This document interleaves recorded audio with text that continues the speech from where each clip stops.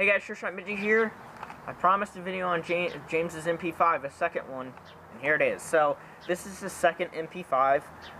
This one is highly upgraded. I upgraded this. I ran into a few issues, which was reasonable issues. I'll go over those later. First of all, I'll go over the externals. So, we have a MP5 full stock. Pretty solid, actually. It's a little rough. There's some chewed up spots, but it doesn't really wobble much. Plastic lower, metal upper, CYMA, so this is mainly, most of this is CYMA. He got it used, so there's really no way to tell for sure. The handguard is a little shaky, and that's just because the pin is a little short, just a little short. Might be able to replace it with this one, to be honest. But there are rails that came with it. I just took them off, so it's lighter. And he doesn't have anything to mount here yet, unless he wants to mount his Vulcan flashlight, the push button one, so he can just kind of put it on this side and then push the button. I'm not sure if it would go on there with this charging handle though. It should. So that's the externals, kind of basic. He uses Elite Force mid caps. He also has a few metal CYMA mid caps, and then he also has 2 high caps. He's got 10 mags total. This red dot he actually got with it. He has 2 of these now, one on his Polar Star, one here. It's actually a really nice red dot, different reticules and all that sort of stuff. Brightnesses, red and green. Really cool red dot. It's a Matrix or AIM Sports. This one doesn't have AIM Sports on it, so it might be a rebrand. But this is, I guess, just as nice. And then the MP5 claw mount, which does not wobble at all. So for internals, first of all, we're using an 11.1. This is my brother's battery. I just grabbed his. All mine are in my guns. It's a Vulcan 11.1 1000 milliamp, so it's a really tiny lipo. He has a 1200 brick, which I think is like 40C, so it's more powerful than this one. So he's got that. He has to modify the stock for it to fit well. There is a CYMA MOSFET in here. I will go ahead and show that to you, actually. Just really quick. CYMA MOSFETs are great. They're just not good for DSGs. Do not put one in a DSG. Or even maybe like a DMR with a super heavy spring. CYMA MOSFET, brand new, brand spanking new. Just got it in yesterday and installed it. Cut the wires to the length, did all that work, all the soldering. It's not a drop-in. Takes about a half an hour to install one. So it's a great MOSFET. It doesn't heat up like at all. So that's where you get them catching on fire, is if they heat up. And if there's no heat, even after like 3 mag dumps, there's not enough heat to make it catch fire. Except a DSG would blow up. So other internals we have, I think it's actually a legit JG Blue motor. JG Blue motors are actually discontinued, and they've been discontinued for a while. But Golden Eagle makes a rebrand, which is Golden Eagle Blue. So it still has a blue end bell, but this one actually has a black can, which the original JG Blues did. And the newer ones, the GE Blues, don't really have a straight black finish on the can. And also the magnets are neomagnet between the two, but the JG Blue magnets are thicker. And I noticed the JG Blue magnets on this are much thicker than Golden Eagle Blue magnets. So I think this is a legit JG Blue, which I haven't seen a legit one before, and I think this is one. There is a set of Super Shooter 1301s in here, so it's like the ball bearing ones with the sector chip. The bigger sector cam, which, to be honest, I think it should be bigger. I don't know how feeding's going to be on full auto, but semi-auto feeds fine. Hop-up unit is standard plastic CYMA with a Systema 6.0 4-barrel and a random bucking. What else? Piston, SHS piston is brand new, metal rack. AOE corrected with Sorbo. ZCI full cylinder. That's just what was in there. I don't know that that's best for this barrel length. What else? ZCI M115 spring, short stroke by 2 teeth. So that's that. What else? Standard AR latch, standard trigger contacts with the CYMA MOSFET. I think that's it, all for upgrades. A metal piston head in here, so it's a little loud.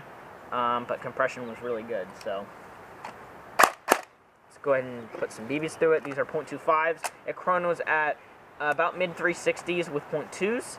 Now it's probably going to get about 350 with 2s, maybe mid 350s after the spring breaks in, because it is brand new.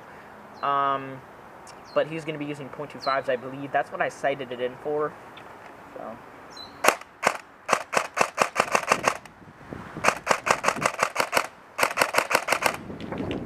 Alright, the first few BBs don't go very far because the mag was fully loaded. I'm adjusting the hop up now because I had unadjusted the hop up.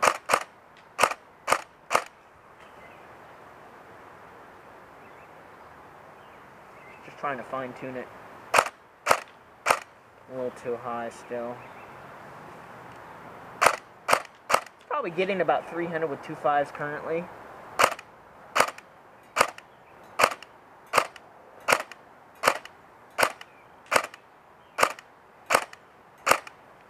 Okay, so pretty accurate. Maybe overhopping a little bit. So sighted in for about 150 feet with the 2.5s right now. Yeah, that's about 150 feet. So shoots really well. The charging handle locks in. I did notice on the first shot, the bolt is back. And then you fire it, and then it resets fine because the little prong actually is getting touched by the piston, even though it's not a blowback piston, so it's just hanging up on it really quick. And it does that every time, but I guess that's good. I mean, you can cock it and adjust your hop up, and then fire it, and it'll go back forward. I wonder if full auto is going to feed.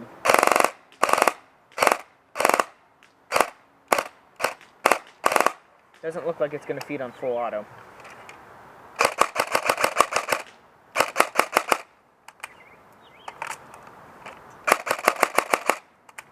Alright, we're empty. So it seems like it's not going to feed on full auto at all. I can try with a fully loaded mag, but it doesn't look like it's going to feed at all, and that's probably because of the nozzle length. But that's where the nozzle length needed to be. I don't know what weight BBs these are either. These were random, so I'm not looking for accuracy here, just feeding.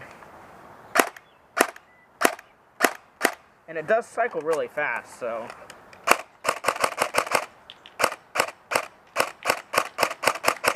I think these are actually 0.3s. Oh, there we go, it feeds.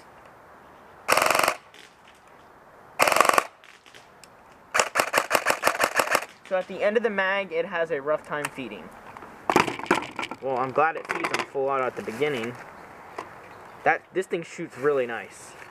Like, I put it together, and I think the shimming was a little tight, and then I was like, I'm going to take it apart and reshim it. So I reshimmed it, dropped a little bit more lubricant in there, and short-stroked it because the piston was actually hitting the back of the gearbox shell. So that was the main issue I was running into.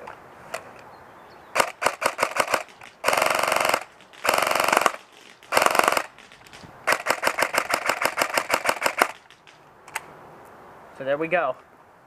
This thing shoots really fast. And that is a tiny lipo, an 11.1, but it's a small lipo. So he's going to be using a higher C1, so it should be ripping even faster. Let's just go ahead and put one more mag through it. So again, feet per second, it's going to be about high 350s, mid 350s with 0.2s. I have it sighted in with 0.25s for about 150 feet. So he could use this outdoors if he wanted to. Well, that wouldn't make sense because his M4 is lighter, his Polarstar M4. I guess if he wanted to not have a line on his gun, he could use this. But other than that, his Polarstar would be better to use outdoors. Because now with the 6.01 barrel that I put in that, it's getting about probably 50 feet more range. And the feet per second's about 330 with 0.25s. So the FPS went up a good bit. So now that's fuelable with 2.5s.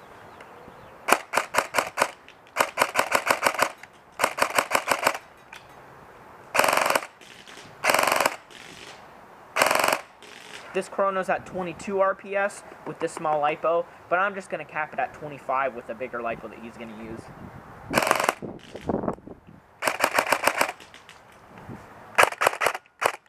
Okay, trigger response. It's like my MP5. My MP5, I had more money put into it, a lot more, about 3 times as much. Because because this does have some stock parts like the cylinder head and nozzle and stuff. So thanks for watching, guys. I hope you enjoyed this video. I really like this MP5. I will have a customer M4. I have a customer bringing over his KWA SR10 today, so I will be upgrading that. I have to order the parts, so I won't have the parts in and have the video made, like the gun completed, until next week. So probably give me about 7 days from today, maybe next weekend I'll do it. Next weekend I have actual graduation, so Saturday though I will be not busy because Sunday is graduation. So I will be able to upload the video and make that video Saturday on an upgraded KWA SR10. I know I've had an SR10 on my channel before. It is a totally different one. It's going to be more upgraded, and heck, it's probably going to sound exactly like this. The only difference is he doesn't have a MOSFET for his, which I'm actually kind of tempted to have him get one. But I did order, I'm going to order him new trigger contacts. So SHS trigger contacts should handle an 11.1 lipo for a while. So yeah. He should be fine there. He's a beginner, so I don't really want to put a MOSFET in there because with all the wires, like bending the wires in the stock, he could bend it and it could come loose, and then I'll have to resolder that. I think it's just more caveman simple just to do a basic, just basic trigger contacts with a lipo. He doesn't play all that often.